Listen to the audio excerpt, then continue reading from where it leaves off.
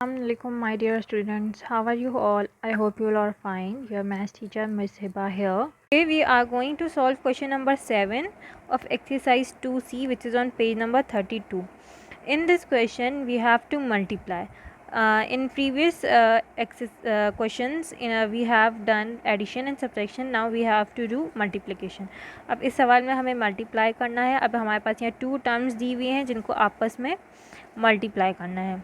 So let's solve an example for multiplication. So I am going to solve these two examples for multiplication. So first we have 3/4 multiplied by 5/2. अब हमारे पास यहाँ दो terms दी हुई हैं जिनको हमें आपस में मल्टीप्लाई करना है. So first we need to put the multiplication sign between these two sums. So we write 3/4 multiply by 5/2.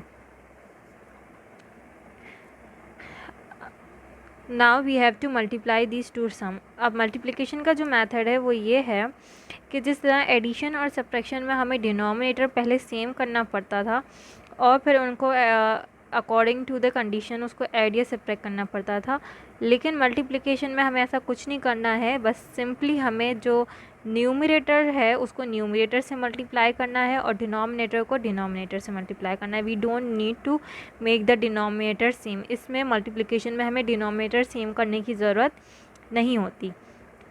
So when we multiply 3/5, so we get 3 5s are 15, and when we multiply 4/2 we get 4 2s are 8.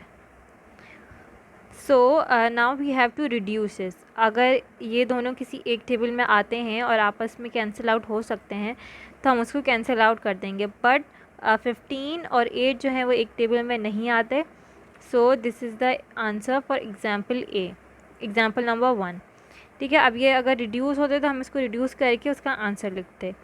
So this is the answer for example 1. Now I am moving forward two example number 2, which is 9/2 multiplied by -6/8.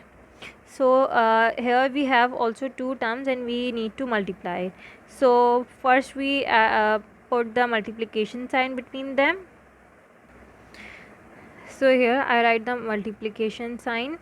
अब यहाँ पे जो हमारी second term है वो negative है, तभी इसको ब्रैकेट में लिखा है, क्योंकि दो जो साइंस हैं वो आपस में साथ नहीं लिख सकते, इसलिए ब्रैकेट लगाना जो है वो ज़रूरी होता है. Now we need to multiply it. अब हम जो न्यूमरेटर है उसको आपस में मल्टीप्लाई कर देंगे और डिनोमिनेटर को आपस में मल्टीप्लाई कर देंगे. सो 9 multiply by -6. So 9 6 is 54 and minus है तो यहाँ हमारे पास जो है आंसर में भी माइनस आ जाएगा. 50 -54 because 9 multiply by -6, so it become -54.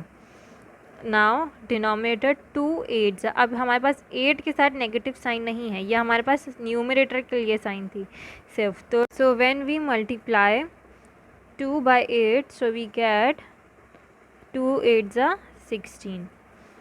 Okay, now we can see that both numbers are even. So it means कि ये एक टेबल से रिड्यूस हो सकते हैं. जब हमारे पास सेम मतलब इवन न्यूमरेटर और डिनोमिनेटर होते हैं तो इट मीन्स कि वो आपस में किसी नंबर से कैंसिल आउट हो सकते हैं. तो हम 2 के टेबल से इसको रिड्यूस करके देखेंगे. तो 2 2 ज़ा 4 और यहाँ 1 बच गया तो ये बन गया 14 एंड 2 7 ज़ा 14 and here we have 16 and 2 8 is 16.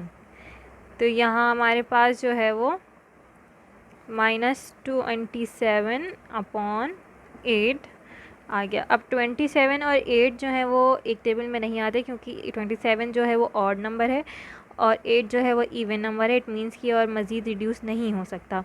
So this is the answer for example number 2.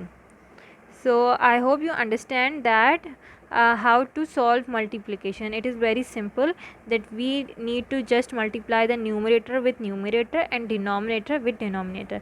हमें इसमें कुछ भी नहीं करना है, ना डिनोमिनेटर सेम करने हैं, हमें जस्ट जो है वो आपस में दोनों नंबर्स को न्यूमरेटर के मल्टीप्लाई करना है और डिनोमिनेटर के दोनों नंबर्स को आपस में मल्टीप्लाई करना है. Now you have to solve these parts of question number 7 by yourself in your notebook. This is your student task. You have to do this right now in your class, and your time starts now.